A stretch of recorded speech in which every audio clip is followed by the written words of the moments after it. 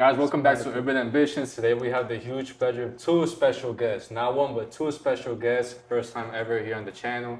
We would please give a We would please like to give a round.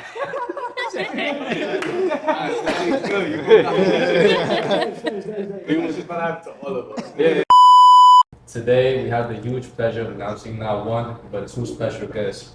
Can we please give a round of applause and a warm welcoming to Jacob and Jefferson, please? Thank you very much. Thank you for having me. Of course, brother. Thank you. God bless. Thank you for having us out here. Absolutely. Sir. Boy. I think my first question is, what are your stories and like who are you guys? For those of you that don't know, you guys did a lovely way of introducing us. My name is Jefferson. I'm based out of Queens, New York, born and raised. I just kind of always had a sense for fashion. I've always liked it. I've always been interested by it. My mom's always had like designer clothing and designer brands around. I didn't come from a lot of money, but I did like looking unique. So I would sometimes grab markers and like paint on my shirts or draw on them, use stencils to like get outlines, or like take pockets off of my pants and put them on the front of my pants. And funny enough, my mom, during the pandemic is when I really got into it. I'm very grateful actually for the pandemic. A lot of people were going through a very tough time, but I feel like you can see the pretty and the ugly in anything. And my pretty was falling in love with something that can benefit everybody, I feel, because I'm recycling clothing. I'm making something that's unique. It's gonna make you feel one of a kind. And I see the expressions that the people that do buy my art have, and they're always great expressions. So the ability to like push that onto somebody while you're promoting something that's recyclable, sustainable, is an amazing message for me. You want to change the world, you got to start with yourself. That's a beautiful message. A lot of the time, like I go about my day, like not thinking about how like special fashion is, but I mean it's what you wear, it's how you look, It's how you express yourself. how you express Absolutely. yourself. Like everybody, you could tell a lot about a person about the way they dress, about the way they look, right? I think Absolutely. beautiful message. And it's funny because I thought fashion was high-end clothes, trending, $600 shirt. When people think of fashion, there's like, pero There's recycling. levels to it. There's definitely levels to it. There's, there is that. There's, the luxury stuff, which we could definitely get into. I feel like that's a great market as well. I mean, I don't hate on that. But, we from the hood, we gotta work with what you got sometimes. So sometimes those Echo jean shorts were the bomb, you know what I mean? Like, that's what you wanted to rock, the jorts. Like, I'm just grateful. My mom always tried to, keep me fly. She always used to buy me mad polos when I was younger. She had like all the colors. I didn't like them at the time, I wasn't about the brands. I was about like how it looked. But she was always about the brands. So now I feel like I implement that into my clothing now. Sometimes I don't really like these designer brands, but I'm like, it's worth this much. So if I put it into my art, it's gonna increase the value of it. Right. So I'm gonna use it to my advantage. The material doesn't really it's the same fucking $7 material you're gonna get for overseas. But now that it has this designer print on it, it's worth more. So tell me more about JZM. JZM. So JZM started recently. It's just working with what you got, really. Making one of ones for one of ones. That's like my slogan for JZM. And basically, I wanna. That's what JZM stands from. That's my initials. My name is Jefferson Zamora Mora. Funny enough, right? But I'm working with what I got, right? So Jay-Z, I couldn't use Jay-Z because, Jay-Z, The Rock, right? JZM, I've never heard of that. And I was like, fuck it, use my initials, make something pretty with what I got. I've always liked like graffiti, that New York style. Been skateboarding since I'm young, so I guess that's where the baggy clothes stems from. And just working with what you got. You have something, you maybe don't see value in it anymore, but it's just about how you want to see it. You take something apart, put something different onto it. Now it's unique. Now nobody has it. Now you fall in love with it. Yeah. So is that where like one-on-one came from? Yeah, one of one's very exclusive too. People pay for exclusivity, right? When Supreme drops something, there's like a certain amount of these items, and people are like paying bots to get these things. So that's what it is, because they're so limited. So having that limited quantity is what's gonna, I feel, help my business grow in the aspect of like And hold value. Yeah, like hold more value, and I'm gonna be able to meet people like face to face. Like I want to have that. Like I don't want just anybody to have Jay-Z. I'm like I want people where it's like, yo, we had a conversation. You understand what I'm trying to push. That way, when you're wearing it and you're talking to somebody on the street and they're like, yo, nice clothes. Like I don't want the people that are gonna be like, yeah, good looking, and they just keep walking. Like no, fuck those people. Like those people are really like NPCs, honestly. I need the people that are gonna be like, yo, my boy made this shit. Like, can you believe it? Like, look, this was this, and that. And now the person's like, what? Like, wait, that was something else? Like, you weren't even wearing. That's dope. Like, now I want those people. You know what I'm saying? Like, that's why I really don't associate what I'm doing with like a brand. A lot of people are like, yo, how's your brand going? How's your brand going? I don't really consider it a brand. I consider it more like I sell art. That's why all my pieces, they don't have like a logo on them. It's my signature. When an artist is done with his painting, he doesn't put a logo on it, he signs it, right? That's what I'm trying to push. I want to sell to people, like I want to have my shit be auctioned off. That's what I'm trying to push out there. I'm not really trying to have my shit just in stores. Like, no, that's too easy. Like anybody could just get clothing overseas, have a really big push with it. I feel like invest into it, have famous people wear their stuff, and then that's it. Boom, like that shit catches clout. But this is a little more unique. Like this is more personal. I want to connect with a lot of people. I feel like this earth has a lot of beautiful, great-minded people, just like you guys. You know, picking at your guys' brains is amazing, and like I've seen this, like I've envisioned this. I wanted to meet people just like this who are just interested in what we're doing and creating around us, because it's gonna help us create this community, this empire that I see. Like 5, 6 years from now, we're all fucking doing our own businesses and connecting together, and it's because of these connections that we're gonna be able to keep going further. Because you know we could definitely kill it, yo. That's what's up, bro. I want to highlight something you said that I feel like is such a different philosophy from a lot of times, like when you want to start something creative, like your thought process is what can I make that people will like, right? Like Yeah. your philosophy is kind of like I feel unique in my clothing. I want other people to feel that way. So it stems from absolutely. you, like you know what I'm saying. So like it's like a proven kind of method, right? If you like it, there has to be someone else out there that Yeah, like it. absolutely, Yeah. absolutely. So I think that's a very different thing that like is like very insightful to a lot of people when they want to start their own like creative things. Yeah, And it's like, what do absolutely. you like? Not like, what can I make that someone else will like? Yeah. You don't really have to focus on that, I feel, because you're gonna attract your crowd. There's 8 billion people on this planet, you know. You only need a couple million, Yeah. you know. It's Yeah, people who yeah. sit down and watch other people play video games all day. I'm Mm-hmm. sure I could get somebody who's Right. like, yo, that clothing is weird. I want that. And I've gotten it already. Like, I'm very grateful. A lot of the things that I've been, yo, manifestation is a real thing, guys. Like praying, speaking things into existence. I'm very grateful for all the connections. Like my mother, like she's been able to connect me with great people due to our jobs that we've had in the past. You know, like I've wanted to work with designer brands. I've been able to do that. I've been able to meet promoters. I've been able to meet DJs. Thankful to all my friends, yo. Chamo MVP, that's my boy, yo. Y'all already know, like that motherfucker. Shout out to that boy. That kid's killing it. Has a great mindset. You know, like for his age, he's killing it. He's killing it. He's killing it. And you know, inspiring all of us to keep it pushing for That's real. what's up, bro. Jacob, what about you, brother? What got you in your industry? What got you to start? Well, actually, my story is kind of similar to Jeff's. Well, for everyone that doesn't know me, you guys, like you said, did an amazing introduction. But I am Jacob, also known as Jack the Barber. I was born in Brooklyn, raised in Queens, and just like you said, the art. Something about art. A lot of people that have these type of mentalities have a very, very wide, like a wide reasoning on how to think. When you think of something so deep, it's just so powerful to you. So when I thought of barbering, I was like, yo, barbering, like, it can't just be cutting hair. It has to be deeper than that. God really helped me find that message between myself. So obviously you have had the opportunity to talk to many people, right? To cause Absolutely. inspiration, motivation. So it's like, how have those experiences like shaped your approach to creating like your personal brand? So I feel like when you first start out, you definitely have to take a lot of what they say into consideration. A lot of people are very ignorant and they don't wanna feel like they're copying someone. But at the end of the day, you're not copying them. You're just trying to learn from them. And when you learn, you have to be humble enough to do what they're doing. No. With the experience, you will have your moment where you find your spot and Your touch. and your touch, and then that's where you grow from it. You're not gonna have a seed just appear from nowhere. God is gonna give you that seed, and then that's when you plant it.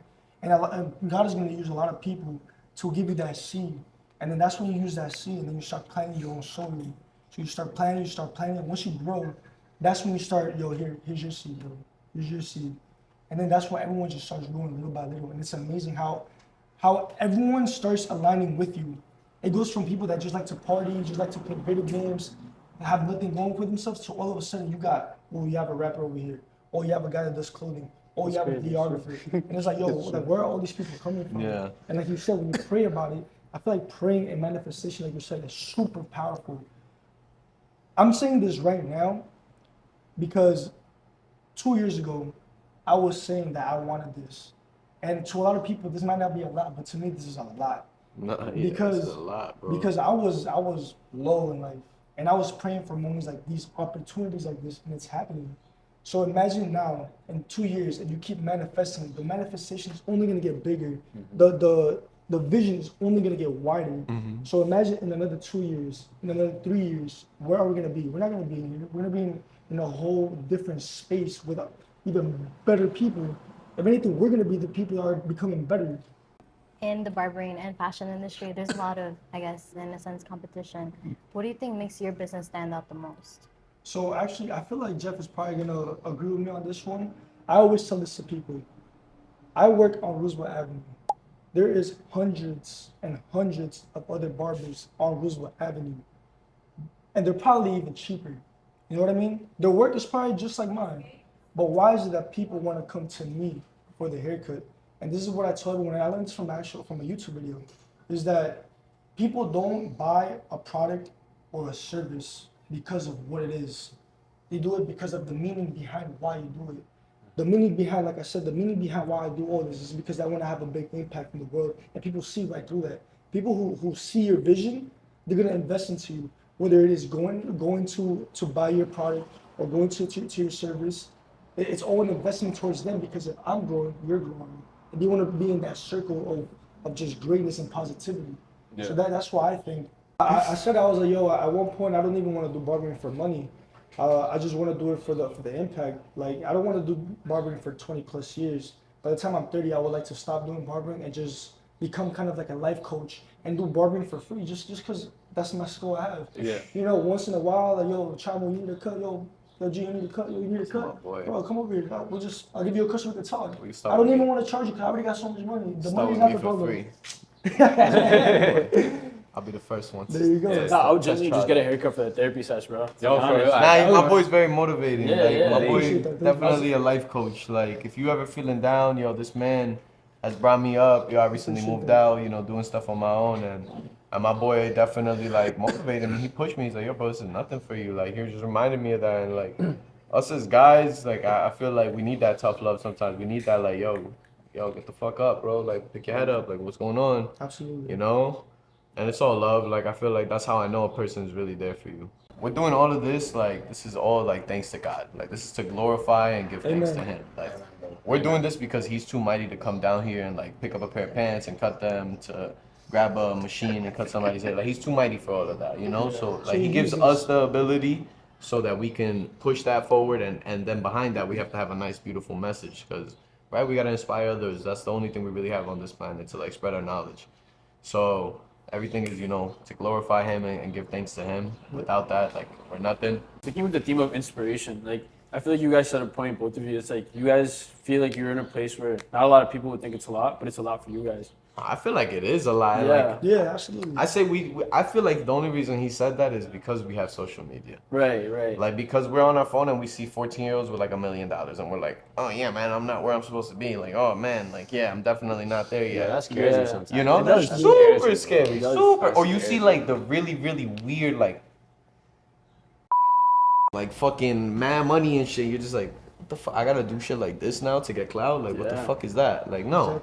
Right? So I feel like that's the only reason he said that, but yo, we got a shit ton. Like, we got a lot. Yeah. I got a place to wake up and take a shower. I have the ability to go to a gym where I have a sauna in there. Nigga, I'm rich. Like, what the fuck are you Rich in the talking soul. about? Yo, Rich like, in the soul. rich in the soul, health, wealth, like, Experiences. everything. Like, I get to experience so many things. I get to go outside and buy food whenever the fuck I feel like it. That There's is people that don't have that's a nothing. luxury. Like people, bro, there's people who don't have hot water, my man. There's people who don't have water to drink. Like, I got a lot. I got a group of friends who are like, yo, I want to record you because your story sounds interesting. Like, what? I'm rich. I'm rich. Could you guys share a little bit of like how you guys manage your own personal brands? Because like from what you guys are telling us, you guys are more focused on developing and engaging with your audience and creating a brand for yourself. How were you guys able to part the difference from a personal brand and your business?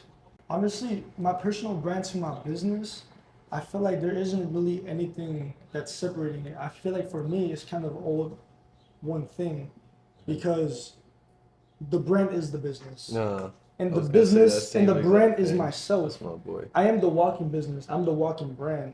When people wanna come and get a haircut by me, like I said, it's because they wanna come to me. Again, the Jacob experience. Exactly. Like I said, Jab the Barber, Jacob the Barber, whatever it is that you want to say. It's the brand, it's the business. And I feel like once you connect them, you can low-key just make everything work. Because at the end of the day, that's just yourself. Like, you don't have to act like nobody or like act like you're doing something. It's just you, like your life. If you look at my videos, I live in a one little ass bedroom with shitty ass clothes. I go to a regular ass barbershop in Queens. Like it's just me, and people love watching me. When I do the voiceovers, bro, I be cursing, I be doing this, I be doing that. Like, no, it's just me. That's just how I am. And people aren't gonna like that because you're being honest. You're being authentic. No one's gonna take that from me. If I start acting like people, I can easily blend into the crowd. And then they were like, oh, where's Jacob? He's somewhere in there. But when I put myself apart and I just be myself, people are gonna be like, oh, yo, that's Jacob. You know what I mean? So it's just easier to stand out to the crowd if you just put everything together and just be yourself. Yeah. I feel like that's one of the main important things. Stop acting like other people. Just be yourself, be authentic, like you said. I was sleeping in my car for 5 months. Really? 5 months. Yo, it's funny because everyone always asks me that, and I'm like, yo, honestly, I don't remember. Everything felt like a bad dream that I just don't remember. Cause like you just don't, like you don't got a bathroom, like you don't got a shower, you can't cook. Yo, all this shit happens in like a year and a half. Like so much things happen. No wonder I felt like I'm 20. I'm a fucking grandpa. Fuck. Nigga, I need the fucking free bus pass, nigga. Metro card, senior citizenship. Oh my god. But technically in New Jersey, I'm 23. Wait, yeah, I want to ask. You said there was a period in time when you were, living in your car, but you said that everything happened. You got arrested. Everything happened. Yeah, everything was just going wrong. I remember like, I just turned 18. 2 weeks later, my dad, something happened. I got kicked out. Then I was like, damn, like okay, now I gotta start becoming a man. Early on. At the end of the day, right now, I just noticed that it's a blessing. But in the moment, I was a little like mad because I was like, yo, like what the hell. But I just went through it. I found a little spot. It was cool. I was there from like January to like April. So then after that, like the rent wasn't doing. It was too much. So I was like, you know what? Let me just live in my car for like a week, so that I could find another spot. I put all my shit in my car, and I'll just live in my car for a week. Bro, I could not find a spot, bro. But I was already paying like $500 for my car. Because the insurance was by myself. Same. So I was like, yo, I'm not about to pay $500 for Damn, 500 is cheap too. Nah, so I was paying $500 for insurance and $500 for the car note. That's $1,000. Oh. Damn. So then I'm not gonna spend $1,000 on rent. So I was like, you know what? Let me just keep thugging it out, bro. Yo, and it got to a point, bro, and it was just like a month. It was a month and a half. It was 2 months, and I was like, yo, this is not like, why can I not find a spot? Like a funny story. So one time, this is when like everyone started robbing in those mopeds. Bro, one day I remember I was about to go to sleep, and then some guy I just see like someone like trying to open my door. I was like, what the fuck, bro? And I remember I got up from my seat, and I think like the flash of my phone just like shined inside the car, and the guy saw it, bro, and he left. I was like, yo, this guy, if he got in, he would have like just literally robbed my crib. Like, so now like it was just, yo, I think it was from April to August. Like just that whole time, I remember it was mad hot too. It was during the summer. Like when I would go to sleep, bro, I would wake up every 2 hours to turn on the car, turn on the AC. Man, my boy be there for like 10 minutes. Shit, wait till it's freezing, then I'll turn off the car. I go back to sleep. Wake up another 2 hours, turn on the car. Like, bro, it was a journey, bro. Bro, I would have thought I would have been saving a little bit more money. I was actually wasting saved on the more water money. bill. Nah, bro, I was actually wasting more money because since I will always have the car on for the AC, Oh, but I would yeah. fill up my car like every 2-3 days. And back then I was filling up the car with like $65. Oh, yeah. Bro, because the gas was mad expensive. And I was like, damn, bro. And I couldn't cook. So everything is $10 food, $10 here, Yeah. $10 there, $10 there. I never stopped going to the gym. I was still going to the gym just because, like, also that was my shower. Like, I would just go to the gym and then shower and then brush my teeth in the fucking shower Yeah. in the gym. You know, like just Thug it out. Yeah, just thug it out. After that, in August, thank you to a family friend. She found me a spot. That's where I am right now. So then after that, that's when everything looked like it was going okay. Boom, nah, bro. I get pulled over. They take the car. They suspend my license. I was like, yo, bro. It's like things just keep going wrong, bro. I didn't know why. So then that's when I started going to church.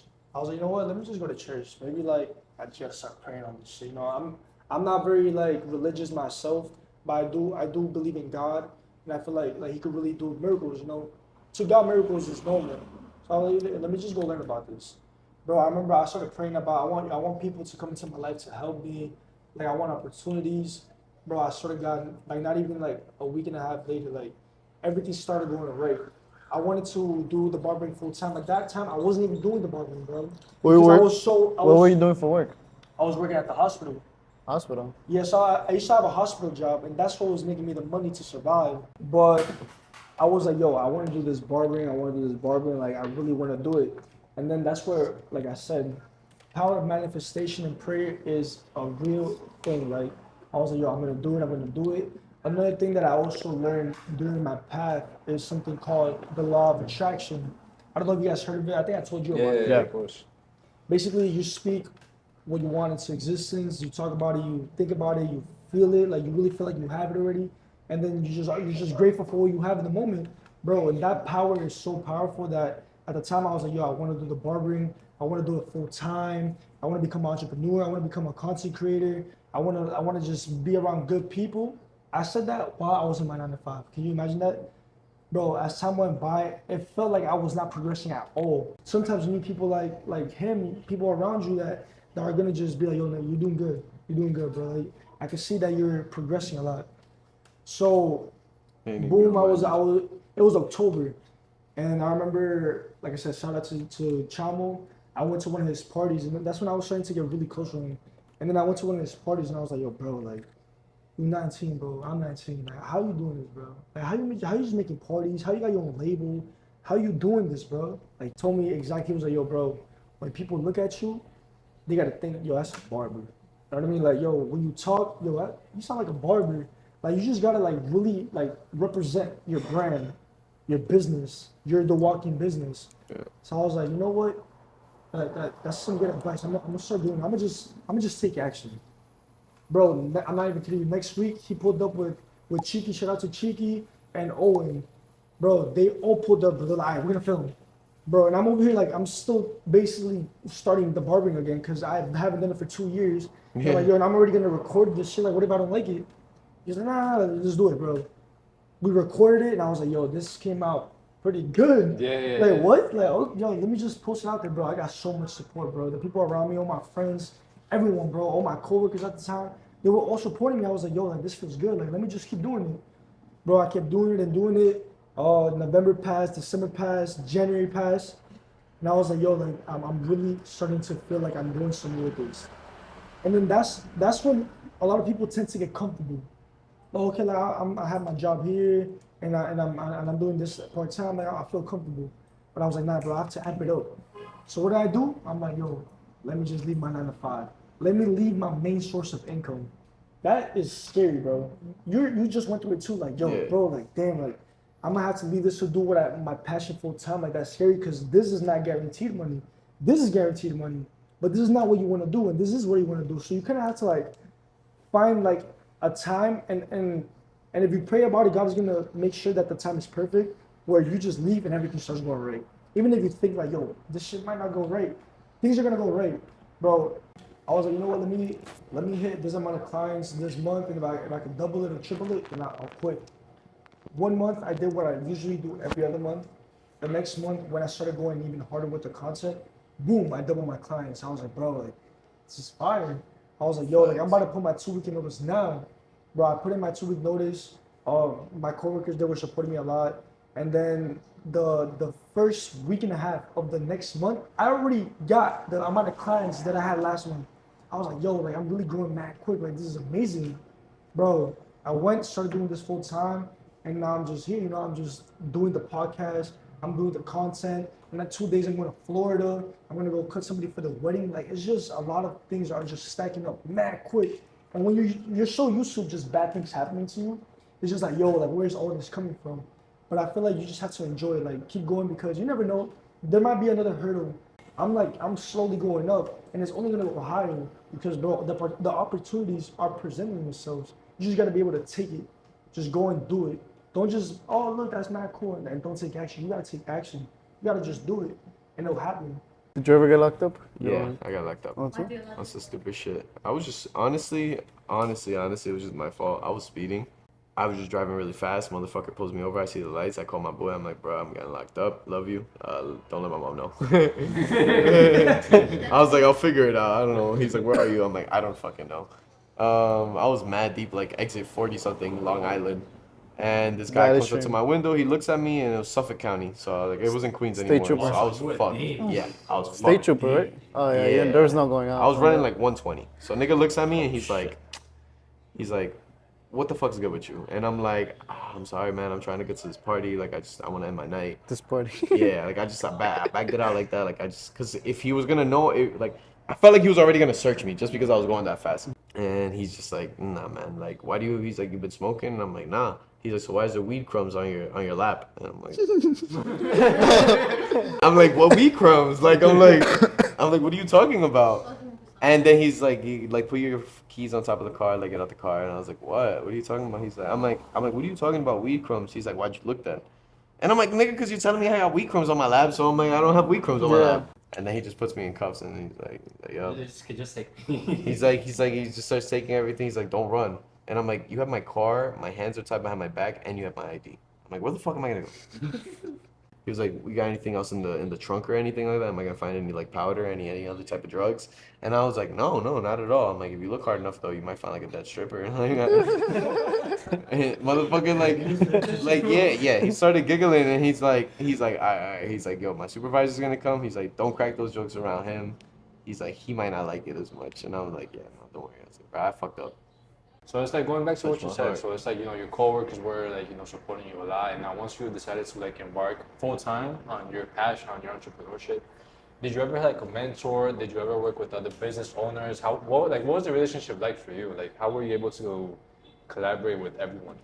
So honestly, I feel like a lot of people are able to organize themselves when they already have the experience, but like a lot of people out there, I don't have that much experience. I'm just starting off, so I'm kind of just going with the flow.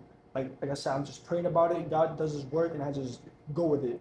I just trust my instinct, trust my gut, and I just go with it. For example, right now I have 2 mentors. One of them was Chamo, like he's still mentoring me as I go, and the other one is Hannah. Shout out to Hannah. Fear of Conformity is on her Instagram. She's one of the breeders from Florida. And I remember she comes like every month, like for like 3 days to come breed over here. And then when I met her, I was like, yo, like, you're a breeder, like, you're doing so good for yourself. She travels every other month. She makes mad money. She lives literally a lifestyle that I want. And I was like, yo, bro, I want that. So I kind of like, the way you have to build those relationships is that you have to go out there and get it. People, like, God is going to put people in your path. You might have opportunities right now, right in front of you, and you're just blind because you don't want to go and go out there and really get it. In the beginning, you're going to have to, because a lot of people think like, yo, these celebrities, like, opportunity just comes to them. Yeah, now. But 10 years ago, when they were starting off in their studio or doing whatever it is that they're doing, you think opportunities just came to them? Absolutely not. You had to go and get them. You had to be hungry. But then when you have a lot on your plate, don't be complaining, because that's what you wanted. You wanted to eat, right? So when God puts mad shit on your plate, bro, make sure that you're ready to eat. Because a lot of people, they're not ready for it. They get too overwhelmed and they shut off. You have to be able to just keep going with the flow, keep going with the flow. when you think you're doing a lot, bro, you can do more. Keep doing. Stay humble. That's what I think, bro. To be honest. Is it an experience that ever shaped you, like, to be who you are now compared to where you were when, like, you got arrested and all these different things? I feel like all the steps are necessary. You have to go through situations to learn from your mistakes. I think the only real mistake is not learning from your mistakes. Every single little situation has molded me into being the person that I am. Ever since I got arrested, like I also took my health a lot more serious. I started investing a lot more into myself, working out, changed my body. And little by little over time, I just feel like I started collecting the evidence for the person that I already know that I am. You know, when I go outside and people look at me and they're like, yo, bro, you look like a designer. You look like you do this. And I'm just like, thank you. Like, it's unintentional at this point. Like, now it's just happening, you know? It is what it is. And I'm very grateful for it. I'm pushing forward towards it. And I feel like I can definitely push the message that God wants me to push by doing it. So going back to religion, both of you have had experiences that have led you down this path, and that George was also mentioning. When you hit rock bottom, there's like a certain thing that connects you to other people and especially to God. So like, have there been any other experiences before, you know, you like the age of 19 and you as well? Well, honestly, like I was saying, like, and before all these experiences happened, I was not close to God at all. Like at all, I was doing things that would not, like, if you look at me, you'll be like, yo, this man is definitely not connected to God. I was doing crazy things. So I was What's just an example? What's an example? I was just doing hella drugs. I was lusting like crazy, like just things that I was not happy about. You know what I mean? And I just kept doing it because I didn't have like a motive to stop. It was like I would just say this is me, and that's you gotta love me for who I am. And then I've noticed that it's kind of fucked up, because that's if I look at myself in a third person view, I would not be happy with that vision of myself. So everything happened, and like you said, when you hear rock bottom is when something connects you to something. So then that's when it's like, yo, when I didn't have like a bed or a bathroom or food, I was just living in a car. I was like, yo, like, you're like, yo, God, like, help me, like something just makes you cry out for God, like, yo, I need your help. And then that's when you submit to Him. And then that's when my revelation happened. Everything just started shifting. And then that's when you start learning like the good and the bad. Like when you start getting closer to God, doing bad things is not as easy as it was when you didn't know about God. You know what I mean? You start feeling guilty about stuff. And then that's the beauty of it, because then that's when you start becoming a better person. Before you do some fuck shit, you think about it now. And then that's when the war starts happening. Spiritual warfare, which everyone has it in the beginning. Well, usually throughout your whole time, you're always gonna have that. But in the beginning is always the hardest, because it's when you're transitioning from good, evil, demonic, negative to good, and all those other things that is the opposite from the devil. You know what I mean? So it's like it's that little year or two of you trying to like just fight yourself to try to become a good person. I feel like it's very important for people to know that it's normal, and you just have to try to just fight it and fight it and fight it, fight the temptation, and just keep growing as a person. I'm grateful. My mom gave me the greatest gift. I guess she had to go through that in her life, and that's why she put church upon me so heavily. When I was younger, we used to go to church all the time, and it wasn't really like I go to a Christian church. It's called Iglesia de Dios Ministerial Internacional de Jesucristo. Okay, es una iglesia muy diferente en comparación de pronto a las iglesias católicas y en cómo ellos hacen sus cultos. Nosotros acá aprendemos un poco más de la Biblia, la estudiamos, empezamos a interpretarla de nuestra manera para poder entender las cosas mejor, entender el mensaje de Dios. So I feel like that church has always molded me, and I'm grateful. I always say this. My mom gave me the greatest gift, which is like getting me close to God. Because when I'm good, I'm grateful, and when I'm bad, I'm grateful. Because I know the good shit's about to come. Like He's preparing me for something. Like I'm not where I want to be at right now because I'm not ready for it. God's like, yo, if you had all this money, you'd probably be a drug addict. You'd probably be here. You probably wouldn't be helping the right people that you need to be helping. So right now, you're not gonna get it. You have to work on humbling yourself, becoming a better person, learning how to help others with what you have. Then once you have everything else, like everything's just easy. You just plug and play. God is way greater than a friend, but you have to look at Him like a friend. Like if you don't do favors for your friend, why is your friend gonna do favors for you, right? You're not gonna sit down, pray to him, show him that you believe in him, go to church, go to places where other people segregate to praise him, to show him that we believe in him. Then why is he gonna be like, yo, I'm gonna bless you with these gifts that are hard for anybody else on this planet to put on for you? Why am I gonna bless you with that? You didn't even come to church today. You didn't even thank me.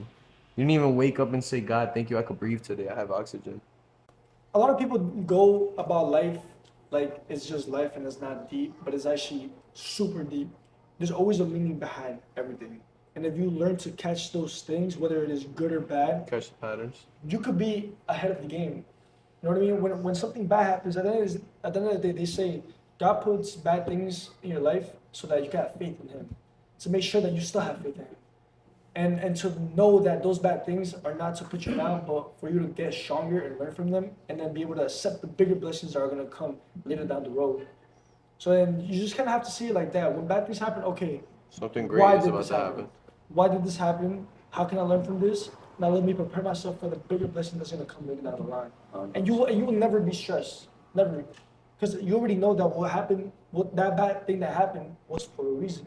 It was because of something, and you're gonna learn from it. You're gonna become a better person because of it, and then just make sure to stay with open arms, because the blessing's gonna come, and it's gonna be a lot. You know what I mean? Like I said, you always have to be ready for it. Don't let it overwhelm you. What are some of the biggest challenges you face when it comes to your career? But then what part does God, I guess, influence in that too? I feel like the hardest part is staying consistent. That's one of the main things, because you could be you could be good at making clothes, or I could be a good barber, or we could both be good at talking to people. But if you're not consistent, bro, the flame's gonna die out eventually. Yeah. You know, if you don't keep lighting that shit's gonna die. And there be times, bro, where I be waking up and I just don't wanna do anything. Like, I feel burnt out. And then that's when you have to just, like I said, pray about it, keep having faith that everything's gonna be okay, Keep moving and just forward. keep moving forward. Consistency is the key to success, Yeah. but that key is very hard to keep To maintain. It's a key you gotta look for every day. every day. Every single day. You're not gonna wake up with that. You know, you can have a lot of discipline and everything, but you gotta really push yourself, especially those days that you don't want to do stuff. I feel like working out, thank God, has taught me that. Like I said, I'm grateful for all the situations I've been put in, even like getting arrested, because that did put me a little bit closer to working out. And that also taught me that I have the discipline to do something that I wanted to do. Like I wanted to change my body, and I did that. So that made me believe, like, yo, I can do whatever the fuck I want to do. Like I just did the hardest thing. You know, there's studies that say, like, nigga, there's more. It's harder to have a six pack than to be a millionaire. Right? So I already got the hardest part out of the fucking way. I just gotta get the money, nigga. Like, that's it. Like, bro, there's more niggas in this country, bro, in this state, that have $1 million than more niggas that have a six pack. Crazy. You know what I'm saying? So, like, stuff like that changes your mindset, your perception, and bro, that's all it is. It's your brain. It's you believing that you could do it. You have to know that you already got it like that. Like, it's just a thing. Like, you look at it and you're like, bro, I got it. Like, that's it. It's said and done. There's this study of like this kid who I reposted this shit recently. It's like this kid, his mom tells him to go take SATs or some shit, and like the results came back and like, he got like a 13 something out of 1400. He did great, but like he wasn't good in school. Yeah. But like, you know, his mom thought he was cheating and everything. Like, everybody thought he cheated, and he was like, nah, I didn't cheat, whatever. Oh, this kid ended up being mad smart, like joining the universities and shit and doing other stuff. And he was gonna quit school, like he didn't want to go back to school. It turns out like a couple years later, like they called back and they're like, yo, the results from that exam were like wrong, like he actually failed. And he's like, bro, like if I didn't have that mentality of thinking like, yo, I could actually do this, like I'm actually smart, I would have never gone to any of these colleges. I would have never done any of these things. But he's like, I had the mentality and I seen it. And he's like, yo, I believed that I could do it. Everybody doubted me, but like I already knew I could do it because I did it. Yeah. So now he was able to push all these other things. And there's so many stories like that, bro. That's There's an stories of amazing people story. like losing their life because of stuff like that. There's this guy who was put into like an ice room, and apparently like it was like a fridge, but the cooler was off. But like he thought he was gonna die in there, so like his body temperature dropped, and he died from coldness. Like when they checked his temperature and everything was like normal, it was like room temperature in there. So shit like that is like your mind is that powerful. Like I feel like it has so much. It can make or break you. Yeah, it can make or Literally. break you. Like, So actually, it could. If you can't believe that you can have it, how do you ever expect to have it? If not even yourself, who has to do all the work, believe can't have it. That makes no sense. Like, it's all in yourself, all in your mindset. You want to start a business, it's in your mindset. like my first machine, I actually didn't have a lot of money. It was during the pandemic. I bought a broken one off of Facebook Marketplace. Then I bought the same machine. It was worth like $200-300 on Amazon.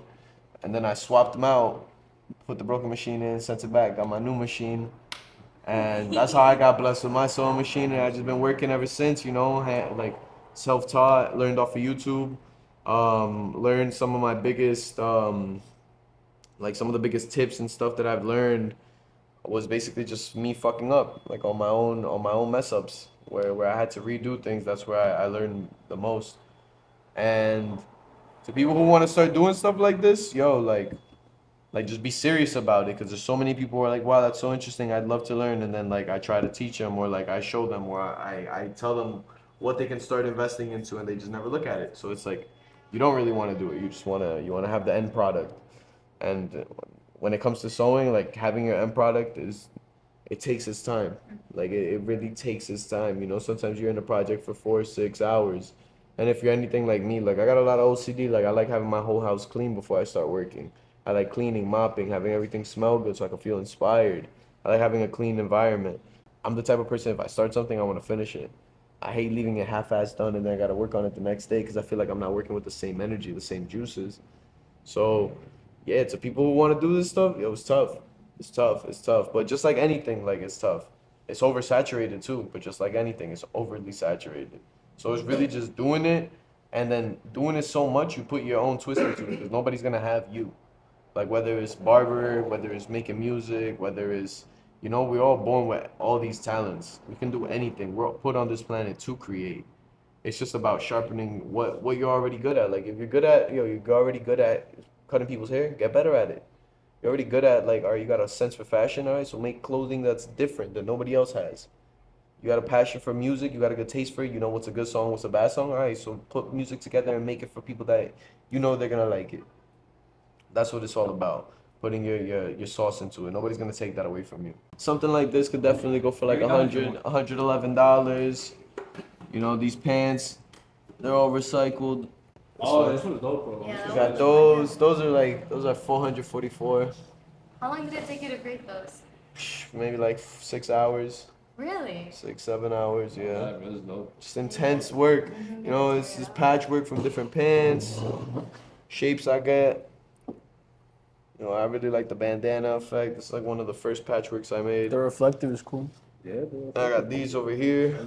These are like 2 different pairs of pants sewed together. I like this though, like with the bandana. I like this idea. Oh hell yeah, That's just bro! pretty dope. Yeah, it's Pete? It's different. It's different. We added some flares over here to these. Yeah, so I just go for brands that I really like, or like shades of denim that I really like. A lot of the brands I use is Carhartt, True Religion. We use a little bit of Gap. I like Gap jeans. Levi's, Lee jeans, all sorts of good quality denim. To resume on the interview, we thank you guys so much, truly for being. It's our pleasure. Thank you so much for having us, yo. It truly means a lot, de todo corazón. You guys have talked a lot, right? You guys have beautiful, inspiring stories that, I'm sure our audience would love to hear and be like, wow, so if they went through this and they're making it now, they're following their dreams, they're following their passions. What's one big advice that you can suggest to our audience so that if they're scared of quitting the 9-to-5 job, or if they're scared of like capitalizing on their passion, what advice do you guys have for them? I have the best and only advice. Get close to God. That's my boy. That's the only definitely- advice you need, bro. You get close to God, everything is gonna fall into place. Constantly be reminding you're not alone. You have God. You're like, why is this happening to me? Why is this? It's not happening to you. It's just happening. There's no such thing as a good thing or a bad thing. It's just a thing that's happening. It's how you want to take it. It's how you react to it now. Life isn't fair, or it is fair. It's however the fuck you want to look at it. We're all on a fucking rock. We're all gonna die. Floating in the middle of nothingness. The only thing Yeah. that lives is your soul, so Yeah. make sure it's clean. Make sure it's good, it's pure. Yeah. My soul's a stoner, so nigga, I'm gonna just be like a cloud of smoke. This nigga's gonna be like the clouds. I'll be like, yo, I'm about to rain later. Nah, but seriously, that is the best and only advice. Like, just get closer to God. When you're scared and you feel like everything's going wrong, get closer to God. When everything's going great and you're just happy and grateful, get closer to God. Yo, I feel like that's how you attract that energy. And learn That the being law of grateful. attraction. Learn it. Learn the Being law of grateful attraction. is how you get on that law of attraction, bro. That's how Exactly. you That's one attract of the main things. things. That's one of the main That's things. that's literally the first thing Gratitude. they teach you. Yeah. Gratitude. Exactly. Stay patient, be grateful, stay humble. Go fucking hit a gym. Put up, yo. Awesome, bro. Yo, thank you guys so much. Thank you so much for having us. God bless Absolutely. you. Thanks, Thank God you bless. so much, man. Absolutely. Truly, man. It was good. Thank you, guys. Thank you. Appreciate it. Thank you, my brother. God bless you. Thank you so much.